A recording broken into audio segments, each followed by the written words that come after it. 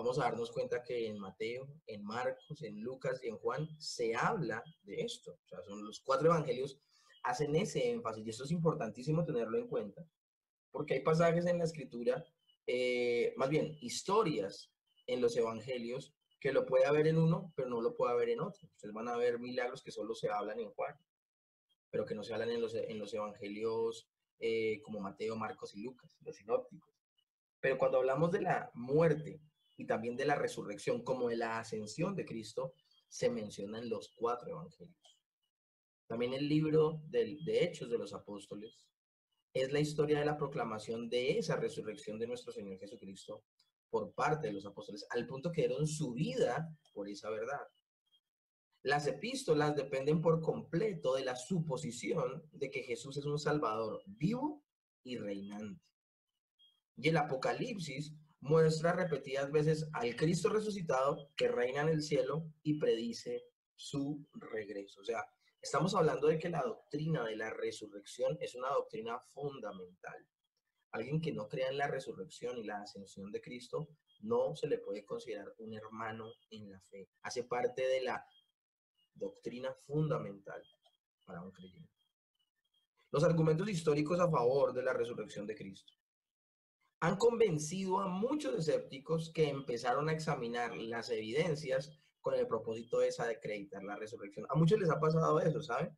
Muchas personas con el deseo de desacreditar y demostrar los baches, los huecos, las falencias que hay en esta historia de la resurrección, se pusieron a estudiarla muy bien y a seguirla históricamente, a seguir al Jesús histórico y a leer a la gente que escribió por aquella época y los eventos que están registrados y todo ese tipo de cosas. En ese caso, tenemos a 3 personas muy conocidas. Tenemos a Frank Morris, quien movió la piedra. Tenemos también a uno muy conocido que es Josh McDowell, que escribió Evidencias que exigen veredicto, y J.N.O. Anderson. Y estas personas, todas tienen en común de que iniciaron su estudio con el propósito de desacreditar la resurrección. Voy a hablarles un poco del caso de Josh McDowell. Él es un estudiante universitario, él quiere desvirtuar la resurrección. Y él no solo va a las bibliotecas más respetables de todo el mundo, sino que también va a los lugares donde Jesús estuvo. Y recorre y pregunta y habla e investiga. Y de esa investigación sale este libro, Evidencias que exigen un veredicto. Y aunque él buscaba desvirtuar la idea de la resurrección, luego de haber hecho este recorrido, él siendo honesto en su intelectualidad, él, él tiene que aceptar que el Señor Jesús no solamente vivió, existió y murió, sino que al tercer día resucitó y ascendió a los cielos. Ese estudio y ese libro fue el que Dios usó para convertir a Josh McDowell al cristianismo, precisamente. Entonces, vemos que es el caso de muchas personas que han tratado de desvirtuar esta verdad y pues no lo han podido hacer. Es una verdad absoluta. Ahora, la naturaleza de la resurrección, lo que hablaba antes en la diapositiva anterior era un poco de apologética al respecto, como las evidencias que pueden haber históricas y las evidencias arqueológicas y las evidencias, bueno, todo esto que en realidad es como demostrarles un punto de vista, pero lo que hoy vamos a estar estudiando puntualmente es la naturaleza de la resurrección de Cristo. Y solamente vamos a poderla rastrear es a través de las Escrituras. La resurrección de Cristo no fue simplemente salir de entre los muertos, como otros lo habrían experimentado antes. De ser así, ¿por qué morir en una cruz? ¿Por qué no esperar a morir de otra forma? De hecho, yo no concibo a un Jesús muriendo de viejito, deteriorado, porque ese no era el propósito. ¿Por qué el Señor se diferencia con otros resucitados? La Biblia, antes de la resurrección de Cristo, habla de otros resucitados. Habla de Lázaro, habla del hijo de la mujer de Naín, de la viuda de Naín, que precisamente el Señor resucita tocando el féretro. Habla de la hija de Jairo, que el Señor también resucitó. Hablemos del Antiguo Testamento. Elías resucitó al niño de la viuda de Sarepta. También el mismo Eliseo también resucitó a otro niño, a una mujer que le había construido una habitación cada vez que él iba a un lugar específico. Entonces vemos que hay personas que han vuelto del amor, pero estas personas volvieron a morir. Cuando Jesús se levantó de los muertos, se le denomina a esa resurrección las primicias de una nueva clase de vida humana. Y cuando se habla de primicias, en 1 Corintios lo dice, 15:20, dice, mas ahora Cristo ha resucitado de los muertos. Primicias de los que durmieron es hecho. No dirá, bueno, pero primicias, ¿por qué si ya hay otra gente que también murió y resucitó? Sí, pero es que todos los que murieron y resucitaron volvieron a morir. Resucitaron como una muestra del poder de Dios, pero no ejemplifican lo que ejemplifica la resurrección de nuestro Señor Jesucristo. Porque es que la resurrección de Lázaro, por ejemplo, fue la manifestación del poder de Dios, pero cuando Lázaro se levanta entre los muertos, él no es glorificado. Él es un ser humano común y corriente. Era el Lázaro que murió 4 días atrás. No era más y no era menos. Ninguna de esas personas que fueron resucitadas, ya sea por Jesús o por los profetas o los apóstoles, porque luego también el apóstol Pedro resucitó a Talita, a Tabita, perdón. Entonces, sí, también el mismo Pablo resucitó personas, a Eutico y a otras personas. Entonces, estamos hablando de que estas personas que se levantaron de entre los muertos no se levantaron glorificadas, lo que sí sucedió con nuestro Señor Jesucristo. Y escúchenme bien esto, el primer glorificado es nuestro Señor Jesucristo y en Él se ve la muestra de lo que sucederá con todo creyente luego de resucitar cuando el Señor venga por segunda vez. Y esto es lo maravilloso. Y 1 Corintios 15:20 nos permite creer esto. Mas ahora Cristo ha resucitado entre los muertos. ¿Y quién es Cristo? Cristo son las primicias de los que durmieron. Entonces, y el término primicia me llama la atención, porque primicia significa, hablando en términos de cosecha, se hablaba de que salía una gran cosecha, pero era la primera vez que se sembraba ese terreno. Y como salía la primera cosecha, se creía que iba a ser el resto de las cosechas. Por eso era tan importante. Y a esa primera cosecha se le denomina primicias. De hecho, esto es tan importante para el pueblo judío que aún al interior de la cultura judía, la gente ofrendaba de las primicias, o sea, de la primera cosecha de un gran cultivo. Ellos sacaban una muestra de agradecimiento mucho mayor a la que normalmente daban porque estaban agradecidos de las primicias, porque esas primicias lo que indicaban era cómo iba a ser el resto de cosechas. Si era muy buena la primicia, pues iban a ser muy buenas el resto de cosechas. Y eso es lo que sucede con el Señor. Tan maravilloso, tan espléndida como fue la resurrección de nuestro Señor Jesucristo, será la resurrección de cada uno de los hijos de Dios, porque en el Señor vemos lo que es la glorificación. Pero entonces aquí viene la pregunta de rigor. Bueno, si el Señor Jesús fue glorificado, ¿era su apariencia entonces distinta? Juan 20, del 14 al 15 dice, cuando había dicho esto, se volvió y vio a Jesús que estaba allí, mas no sabía que era Jesús. Jesús le dijo, mujer, ¿por qué lloras? ¿A quién le está hablando Jesús? A María Magdalena. ¿A quién buscas? Ella, pensando que era el hortelano, es decir, el jardinero, le dijo, Señor, si tú lo has llevado, dime dónde lo has puesto y yo lo llevaré. Ella, ella aún piensa que Jesús está muerto y que sencillamente lo sacaron de la tumba, que alguien lo retiró y ella está diciendo, dime dónde está, yo lo cojo, lo recojo. Pero es que el que le está hablando es Jesús. Ahora, ella no conoce a Jesús, tanto que lo ama, tanto que dice amarlo, tanto tiempo que tal vez pudo haber pasado con él. Hombre, no lo reconoció. Juan 21 dice, el primer día de la semana María Magdalena fue de mañana siendo aún oscuro al sepulcro y vio quitada la piedra del sepulcro. Algunos piensan que no lo reconoció porque estaba oscuro, porque era todavía, era el alba hasta ahora, entonces como que estaba todavía muy oscuro, entonces como que no pudo verle claramente el rostro y por eso dicen que no lo reconoció. Más Juan 20:16 dice, Jesús le dijo, María. Volviéndose ella le dijo, Raboní, que quiere decir maestro. Como que reconocía, con ese texto uno ve que ella reconoce la voz, pero no reconoce el aspecto. Hombre, ¿será por la oscuridad de la noche? ¿Será porque no podía ver muy bien? Lucas 24, del 13 al 15 dice, y aquí dos de ellos iban el mismo día a una aldea llamada Emaús, que estaba a 60 estadios de Jerusalén, e iban hablando entre sí de todas aquellas cosas que habían acontecido. Sucedió que mientras hablaban y discutían entre sí, Jesús mismo se acercó y caminaba con ellos. Ustedes conocen la historia de los dos discípulos camino a Maús.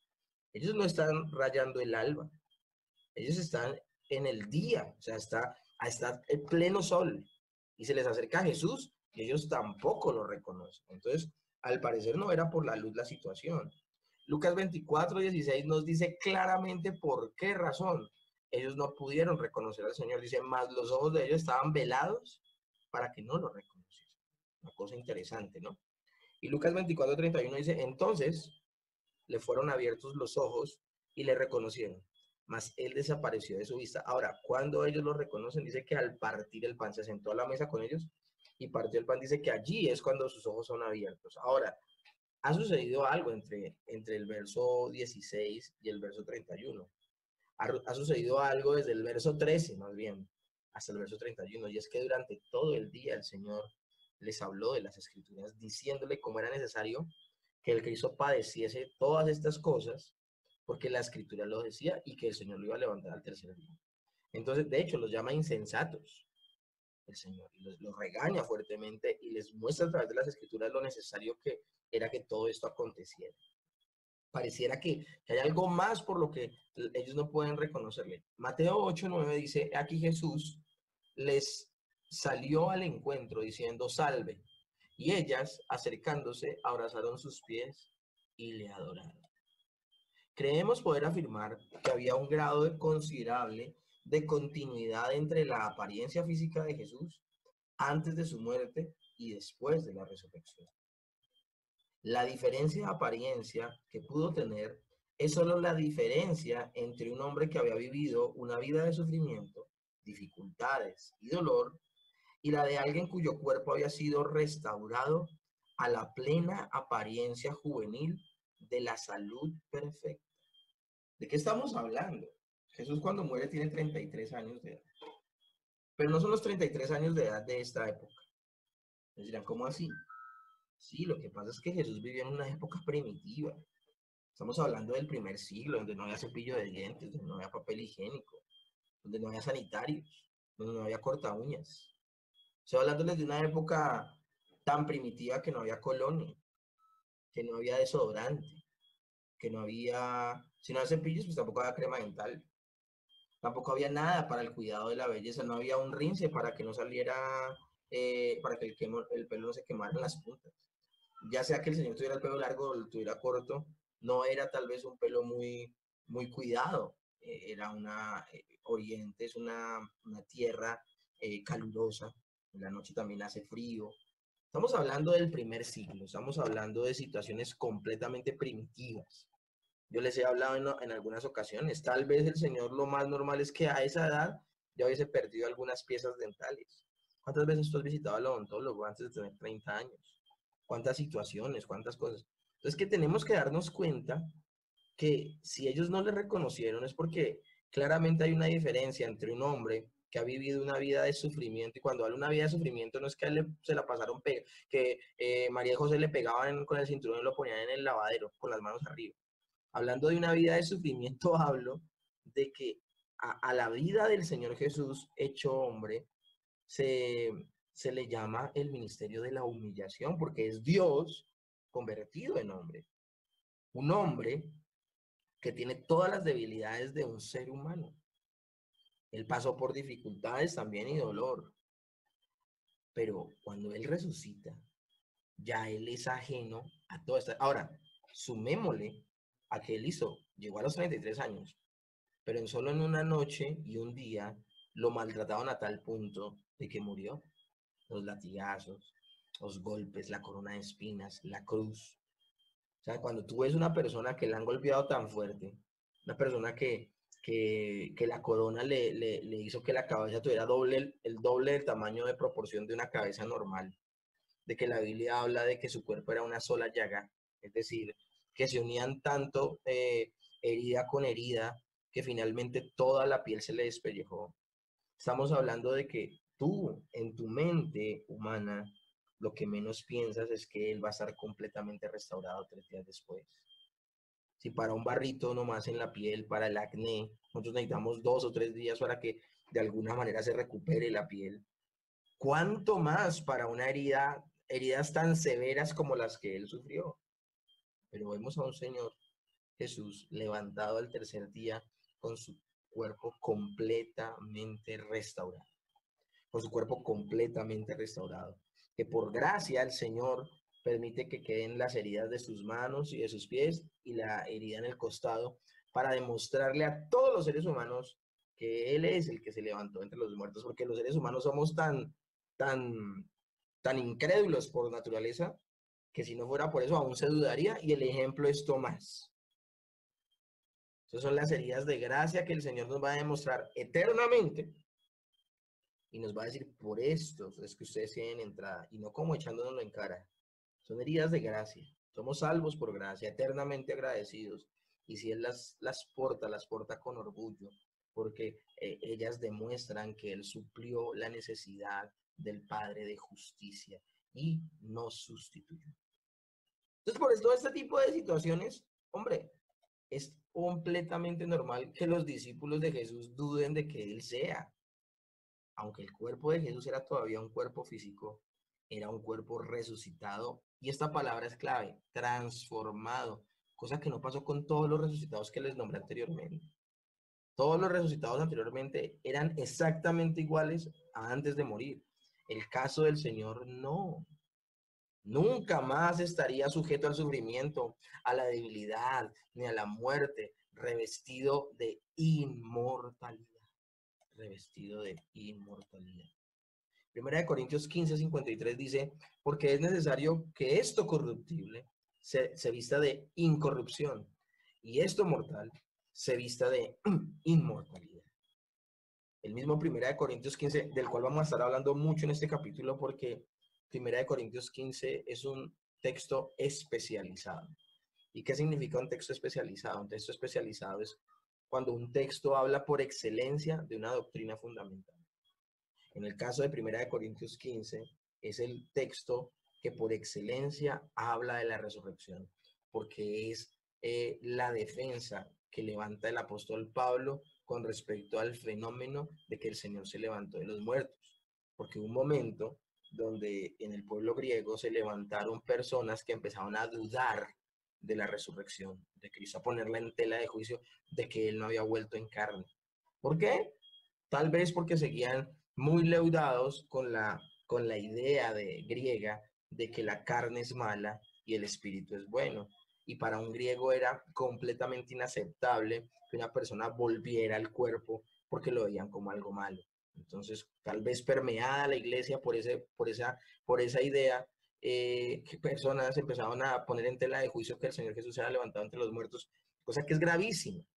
El mismo apóstol Juan habla, y más adelante lo vamos a leer, de que si alguien duda que el Señor vino en carne, o sea, no acepta que Jesús vino en la carne, en esa persona está actuando el espíritu del anticristo. Imagínate, una cosa completamente terrible. Así de importante es la doctrina de la resurrección de nuestro Señor Jesucristo, es que era necesaria. Era necesaria y vamos a verlo hoy con la argumentación que les estoy haciendo. Primera de Corintios 15, pero el verso 42 al 44 dice, así también es la resurrección de los muertos. Se siembra en corrupción, resucitan en corrupción. Se siembra en deshonra, resucita en gloria. Se siembra en debilidad, resucita en poder.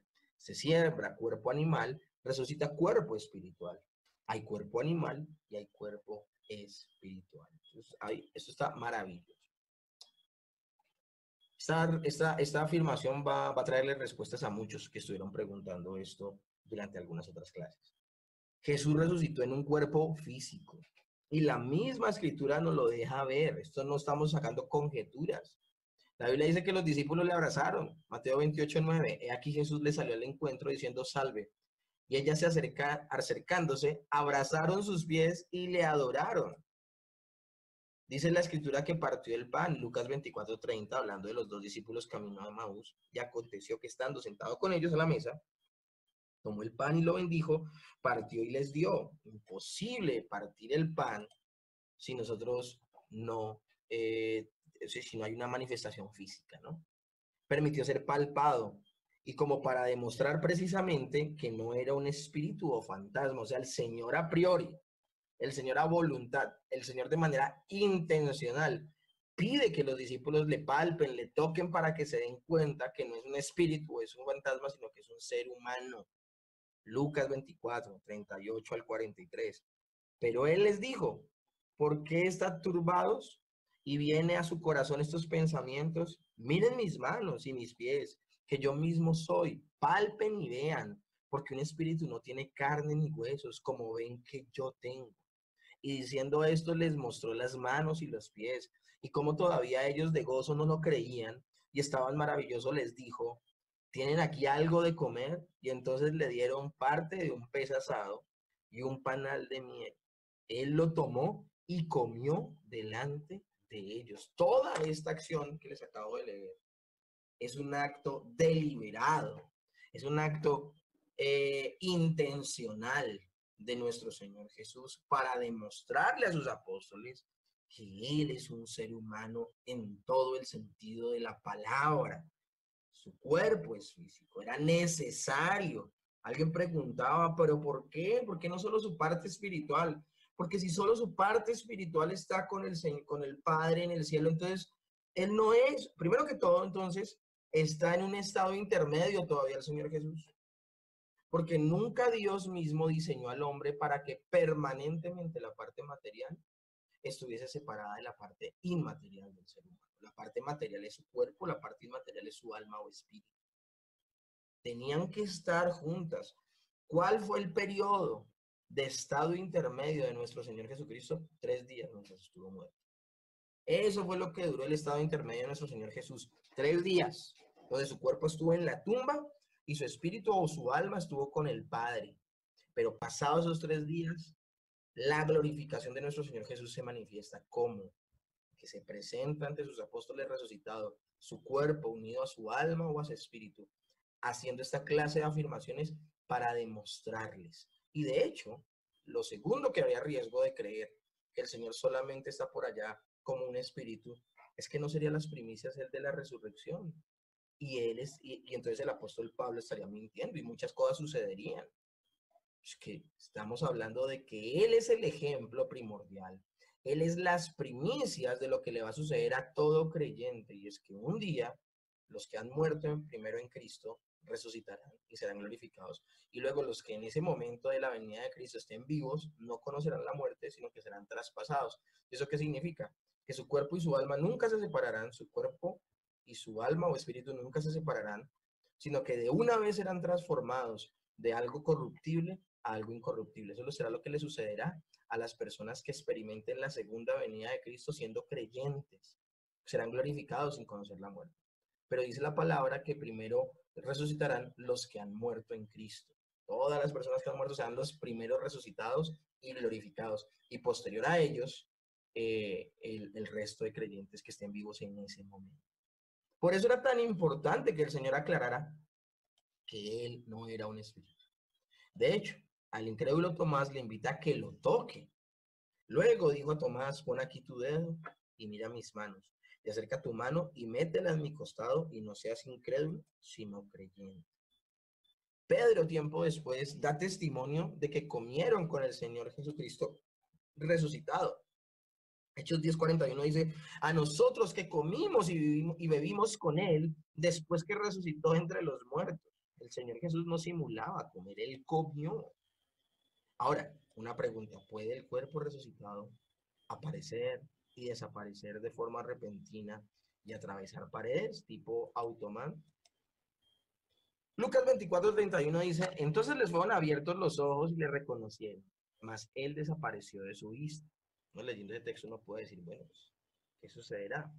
Juan 20:19 dice, cuando llegó la noche de aquel mismo día, el primero de la semana, estando las puertas cerradas en el lugar donde los discípulos estaban reunidos por miedo de los judíos, vino Jesús y puesto en medio les dijo, pasa a ustedes. ¿No? Lee esos dos textos y dice, "Oh, el Señor tiene la capacidad de aparecer y desaparecer. Y como están las puertas cerradas, entonces tiene también el poder de traspasar paredes. Ahora uno lee Juan 20:26, dice, 8 días después estaban otra vez sus discípulos dentro y con ellos Tomás, llegó Jesús estando las puertas cerradas, nuevamente declara el texto, y se puso en medio de ellos y les dijo, paz a ustedes. Nosotros debemos ser cuidadosos de formular doctrinas de estos pasajes. ¿Y por qué? Ninguno de estos pasajes está afirmando que el cuerpo resucitado puede atravesar paredes o aparecer o desaparecer a voluntad. Eso no es lo que está diciendo esos textos. Algunos sugieren que Jesús pasó a través de la puerta cerrada o que la puerta se abrió por sí misma o algo parecido. Pero las escrituras, quiero que en esto seamos juiciosos, mis hermanos. Las escrituras no dicen nada sobre la forma en que Jesús entró en el cuarto. Y nosotros haríamos bien en no intentar dar tampoco una definición, es lo que dice León Morris. Es aquí donde se trae a colación la regla hermenéutica de que uno guarda silencio, donde la escritura guarda silencio. Si la Biblia dice y atravesó la puerta, atravesó la pared, de manera sobrenatural actuó, hombre, uno puede decirlo, pero es que las escrituras no dicen eso. Las escrituras sencillamente dicen que estaban cerradas las puertas. Las escrituras dicen que desapareció de ellos. También la Biblia habla de que cuando el Señor Jesús casi lo despeñan en Lucas capítulo 5 porque dijo que era el Mesías. En Lucas 5, cuando leyó el Espíritu del Señor está sobre mí, dice que quisieron apedrearle y que él, pasando por en medio de ellos, se fue. Y me dice, ¿cómo así? Un poco de gente lo quiere apedrear, lo están empujando, quieren despeñarlo, porque la Biblia dice que querían, pretendían despeñarlo, al parecer lo están empujando y lo quieren despeñar. ¿Y cómo es posible que él en medio de esa trifulca y en medio de ese odio, él pase entre ellos? Pues uno no puede llegar a conjeturas. ¿Por qué? Porque la escritura no dice nada. Entonces uno debe guardar silencio donde la escritura guarda silencio. Si no nos dice nada al respecto, no podemos afirmar nada. Lo que sí nos afirma la escritura es que tenía un cuerpo físico, que se podía palpar, que se podía tocar, él podía manipular objetos físicos, podía tocar a las personas, podía abrazarlas y las personas lo podían abrazar. Y pues la Biblia no dice nada más con respecto a eso, entonces tenemos que ser muy cuidadosos. Entonces, ¿cuál es el peligro de hacer estas afirmaciones? Puede llevar a que las personas piensen que el cuerpo resucitado de Cristo era algo inmaterial. Y eso es contrario a lo que afirman explícitamente las escrituras, lo que hemos leído. Entonces, preferimos ser muy conservadores en la manera en que nosotros explicamos las escrituras y enseñamos las escrituras, porque llegar a ese tipo de conjeturas puede hacer pensar a las personas que su cuerpo no era realmente un cuerpo físico y eso es muy peligroso. Si la escritura quisiera enseñarnos esto, lo diría de forma explícita, no subjetiva o implícita. En vez de esto, la escritura no da muchas claras indicaciones de que era físico. Perdón, en vez de llegar a estas conjeturas de que el Señor atravesó puertas o de que el Señor aparecía o desaparecía, tenemos que dar énfasis a lo que sí dice la escritura. Y la escritura sí nos da muchas claras indicaciones de que Jesús era físico y material. A pesar de que era un cuerpo perfeccionado, libre para siempre de la debilidad o la enfermedad y la muerte. Es decir, que también su parte física tiene las limitaciones de un cuerpo físico. Génesis 1:31 dice, y Dios vio todo lo que había hecho, incluyendo el cuerpo del hombre, y he aquí que era bueno en gran manera. Cuando Dios nos creó cuando nos creó como la cúspide de la creación, porque recuerden que el hombre es creado como lo último que se creó en la creación, porque es la cúspide, porque nosotros íbamos a gobernar esta creación en nombre del Señor. Cuando Dios nos creó como la cúspide de su creación, nos dio cuerpos físicos. Jesús se levantó entre los muertos en un cuerpo físico perfeccionado y nosotros resucitaremos en cuerpos físicos perfeccionados, demostrando de esta manera que al crear a Adán con un cuerpo maravilloso, al levantar a Jesús de entre los muertos con un cuerpo físico y al nosotros como creyentes estar aguardando la glorificación de nuestros cuerpos, eso demuestra que Dios le agrada la parte física del hombre, que Él la creó, que la llamó que era buena en gran manera. Pensar de otra manera es no tener un pensamiento escritural, tener un pensamiento que no es bíblico. Nunca en las escrituras dice que el cuerpo del hombre es malo. No podemos confundir términos cuerpo con la carne. El término la carne está hablando en muchos textos es del comportamiento natural y pecaminoso de las personas. Hay gente que tiene todavía en su cabeza que el hombre solo cayó en su parte física, pero que su espíritu todavía está intacto. No, cuando el hombre cayó, y esto lo vimos en la antropología cristiana o doctrina del hombre, vimos que cuando dice que el hombre cayó, cayó completamente, cayó tanto su parte material como su parte inmaterial. ¿Estás diciendo que aún el espíritu del hombre es pecaminoso? Sí. El apóstol Pablo habla de que tengamos cuidado de los pecados del espíritu. Entonces nosotros no podemos llegar a ese tipo de conclusiones, y menos esas conclusiones nos pueden afectar la creencia de que el Señor resucitó en un cuerpo físico. Es completa y absolutamente imperativo que el Señor lo hiciera, porque nos iba a representar aún en ese cuerpo físico. El Padre y el Hijo participaron en la resurrección. Aquí vamos a pasar ya a otro punto, y es la participación de todas las personas de la Trinidad en la resurrección. El Padre levantó a Cristo entre los muertos. Hechos 2:24 dice, al cual Dios levantó, sueltos los dolores de la muerte, por cuanto era imposible que fuese retenido de ella. Primera de Corintios 6:14, y Dios, que levantó al Señor, también a nosotros nos levantará con su poder. Gálatas 1:1, Pablo, apóstol, no de hombres ni por hombres, sino por Jesucristo y por Dios el Padre que lo resucitó entre los muertos. Jesús también, por otra parte, participa de su propia resurrección. Juan 10:17-18 dice, por eso me ama el Padre, porque yo pongo mi vida para volverla a tomar. Nadie me la quita, sino que yo de mí mismo la pongo. Tengo poder para ponerla y tengo poder para volverla a tomar. Este mandamiento recibí de mi Padre. Juan 2:19 respondió Jesús y le dijo, destruid este templo y en 3 días lo levantaré, hablando del templo de su cuerpo. ¿Qué significa doctrinalmente entonces la resurrección?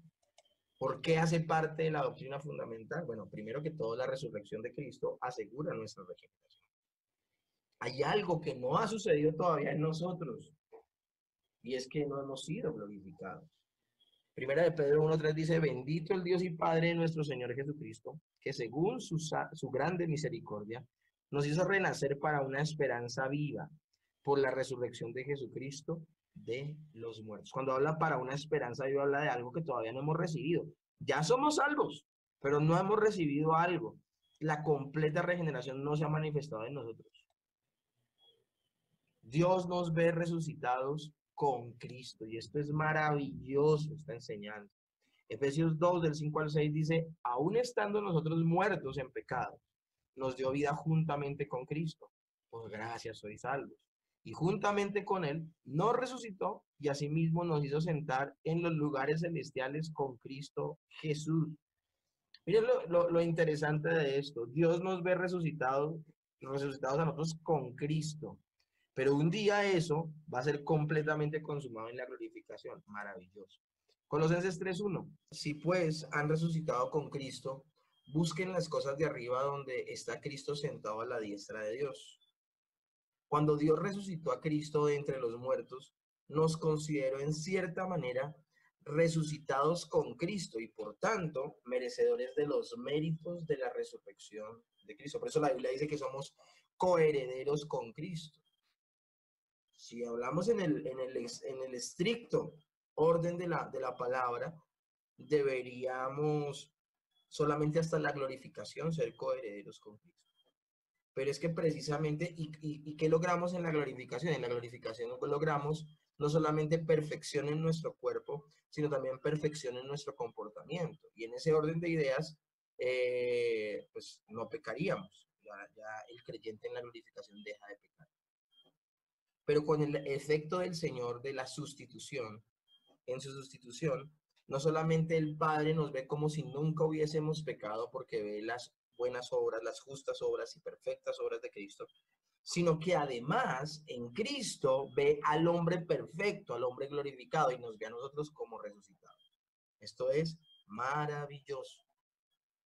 Ahora, el poder que resucitó a Cristo de los muertos, ese poder, ¿saben dónde yace, dónde vive? Vive en nosotros.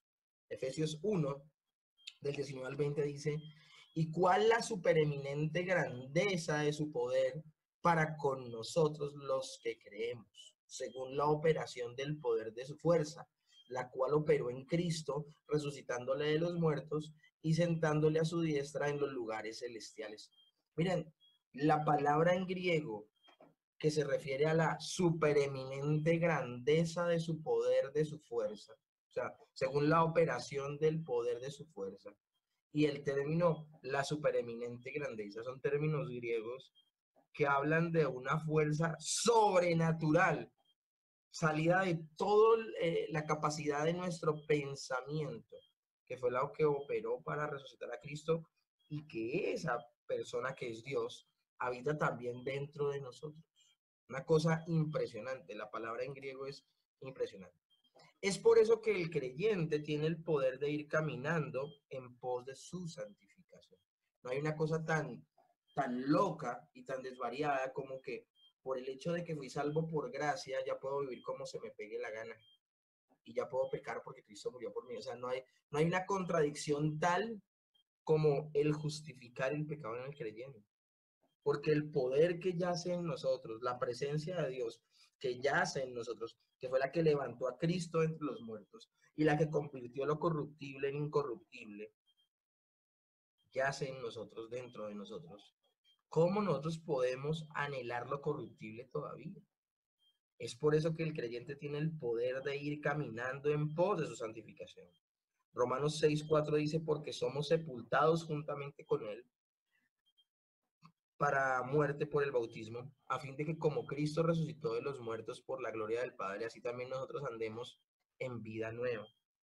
Lo que sucede en el bautismo es algo maravilloso por lo que representa, porque nosotros no podemos hablar de que el bautismo traiga algún bien espiritual en cuanto a que la gente al bautizarse es regenerada. No, para nada. No quiero que se malinterprete este texto de Romanos de esa manera. Recordemos que el bautismo sencillamente es la alegoría física o la representación viva de un fenómeno que sucedió previamente en la persona que se bautiza. La persona que se bautiza cree tanto en el Señor Jesús que cree que Él murió a sus pecados y resucitó a una vida nueva.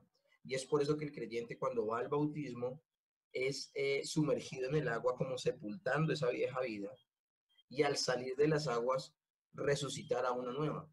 Pero no solamente eso, cuando el creyente entra en el agua, el creyente se identifica con la muerte de Cristo y cuando sale se identifica con la resurrección de Cristo. Esto es maravilloso y es bueno tenerlo en cuenta. Entonces nosotros estamos hablando de que, citando Romanos 6, porque somos sepultados juntamente con Él para muerte por el bautismo, hablando de la muerte a nuestra vida de pecado. E inmediatamente sucede el siguiente fenómeno, a fin de que como Cristo resucitó entre los muertos por la gloria del Padre, así también nosotros andemos en vida nueva. Es la representación de la regeneración, de lo que sucede en nosotros. También la resurrección de Cristo asegura nuestra justificación. Romanos 4:25 dice, el cual fue entregado por nuestras transgresiones y resucitado para nuestra justificación. Es que la obra de Cristo no termina con su muerte en la cruz. La, la obra de Cristo también hace parte de su resurrección y su ascensión. Cuando Cristo resucitó, esa fue la declaración de Dios de aprobación de la obra redentora de Cristo. En virtud de nuestra unión con Cristo, la declaración de aprobación divina de Cristo es también su declaración de que nos aprueba a nosotros. También la resurrección de Cristo asegura que nosotros también recibiremos cuerpos perfectos para la resurrección. Primera de Corintios 6:14, y Dios que levantó al Señor, también a nosotros nos levantará con su poder. También nos levantará a nosotros con su poder. Segunda de Corintios 4:14, sabiendo que Él resucitó al Señor Jesús, a nosotros también nos resucitará con Jesús y nos presentará juntamente con ustedes. Vuelvo y repito, Primera de Corintios es el texto especialista de la resurrección. Y va desde el 12 hasta el 58. Sería bueno que lo pudieran meditar. Esa reflexión más amplia sobre las relaciones entre la resurrección de Cristo y la nuestra la encontramos allí. Pero particularmente en esa porción, en el versículo 20, dice, mas ahora Cristo ha resucitado de los muertos. Mas ahora Cristo ha resucitado de los muertos. Primicias de los que durmieron es hecho. Ya les expliqué lo que era primicias. Aparché. Las primicias o los primeros frutos de la cosecha madura muestran cómo será el resto de la cosecha. Cristo, como las primicias, muestra cómo serán nuestros cuerpos de resurrección. Pero ahora hablemos del significado ético de la resurrección. Primera de Corintios 15:58 dice, así que, hermanos míos, estad firmes y constantes, creciendo en la obra del Señor siempre, sabiendo que su trabajo en el Señor no es en vano. Las obras en pos del reino tienen valor eterno. Las obras en pos del reino tienen valor eterno. Y cuando hablo de obras, no estoy hablando de portarme bien para ganar la salvación. Estoy hablando de mi comportamiento posterior a mi salvación, es decir, la santificación. Entonces debemos diferenciar eso. Una persona que cree que portándose bien se puede salvar es un evangelio de salvación por obras y es un evangelio anatema, es un evangelio extraño, porque por gracia somos salvos. Pero cuando hablamos de las obras en pos del reino, es decir, trabajar para el reino de Dios, habla de mi comportamiento una vez he sido convertido. Y las buenas obras, una vez que yo he sido regenerado, que he nacido de nuevo, que me he convertido a Cristo por la obra del Espíritu Santo, a eso se le conoce como el proceso de santificación. Colosenses 3, del 1 al 4 dice, si pues han resucitado con Cristo, busquen las cosas de arriba, donde está Cristo sentado a la diestra de Dios. Pongan la mira en las cosas de arriba, no en las cosas de la tierra, porque han muerto y su vida está escondida con Cristo en Dios. Cuando Cristo, su vida, se manifieste, entonces ustedes también serán manifestados con Él en gloria. ¿De qué habla este texto? Este texto lo que está hablando es precisamente el sentido ético de la resurrección. El Señor Jesús no solamente resucitó para que nosotros tuviéramos cuerpos glorificados y ya.